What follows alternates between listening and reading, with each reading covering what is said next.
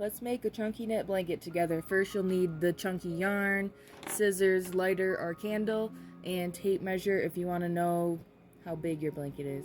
You're going to start your chunky blanket by making a slip knot. So take the end of the yarn and the working end of the yarn, which is the yarn that's hooked to the rest of the skein or ball. Take the working end of the yarn, flip it over the end of the yarn. It should be a little ribbon. You reach through the ribbon while you're holding the end of the yarn. Grab the working yarn, pull. You got a slip knot. You can pull the working end to make it shorter or bigger. Pull the end to make it tighter. Pull the working end to make it smaller.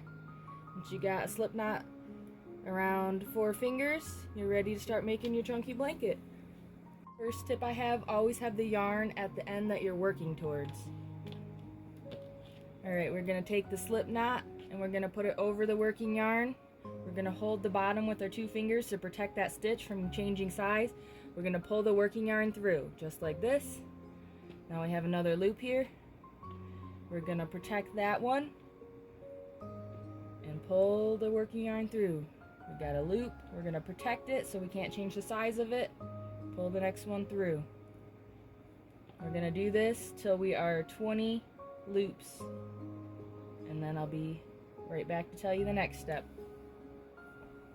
I have my 20 loops. Now we move the yarn to the way we're working. We're working this way now, and we just work our way back.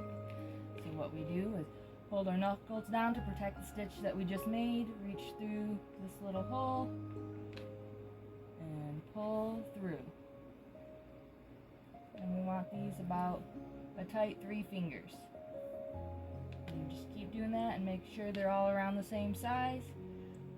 Pull with your knuckles, pull through, work your way all the way down till you're back at this end. Now that we have the second row done, what we're going to do is take it and flip it over.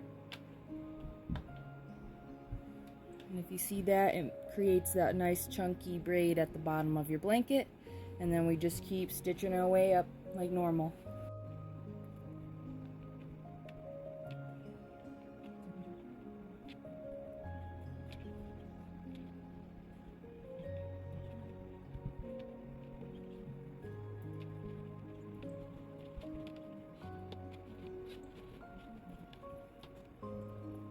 I'm going to show you the hand technique that I'm using here. So I'm reaching my 2 fingers down through the next loop and pinching the working yarn really close to this stitch so there's no gap in between stitches. So I pinch here, and as I'm about to pull it up, I push these knuckles down to protect this stitch from changing, and then I pull it up with my thumb, and then it makes around the same size stitch every time.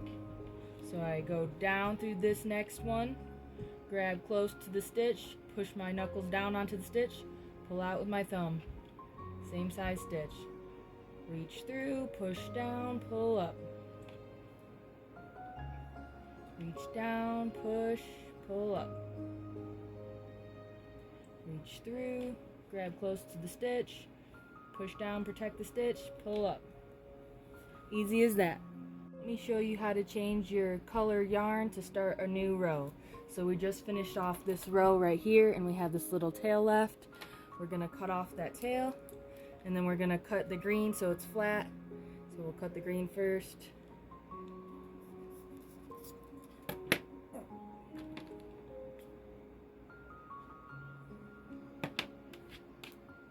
Nice flat surface on the top. And then we're going to do the same thing right here. We're going to cut where this little loop ends, just like that. And then we are going to melt these 2 pieces together. I'm going to pull out the loop so I have more room.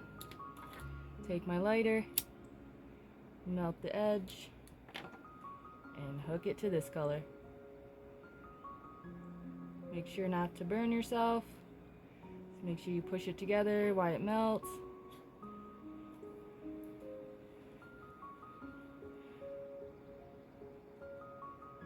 Once it cools, give it a little pull test to make sure it worked.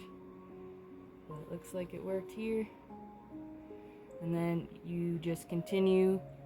Once the yarn is connected good, you just keep making your blanket. And you don't have to use a lighter. You can also, if you're going to be changing your yarn color a lot, you can also do a lit candle, and then you can just stick one of the yarn ends into the lit candle, and it's a lot faster than having to use a lighter every time. We're at the end of our chunky knit blanket. I'm going to show you how to end or finish off your blanket. So first we take this loop, we put it over this loop and pull the working yarn through, making another loop. And you want these loops to be kind of big so it doesn't cinch your blanket. This is the end of your blanket, so you don't want it to do that, so you want it nice and loose. Now that you have this loop, put it over this loop and pull the working yarn through. And continue that all the way down. Over this loop, pull the working yarn through. Over this loop, pull the working yarn through. Over this loop, pull the working yarn through. Continue that all the way to the end. Now that we finished the other end of the blanket, we go back to the blanket that we first started, and we have to finish off this little end tail. So what I like to do with this little end tail is just weave it in to the blanket, under the braid.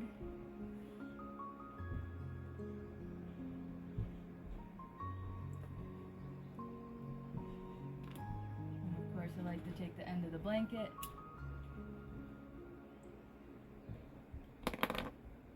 and just melt it to another piece so there's no end tail.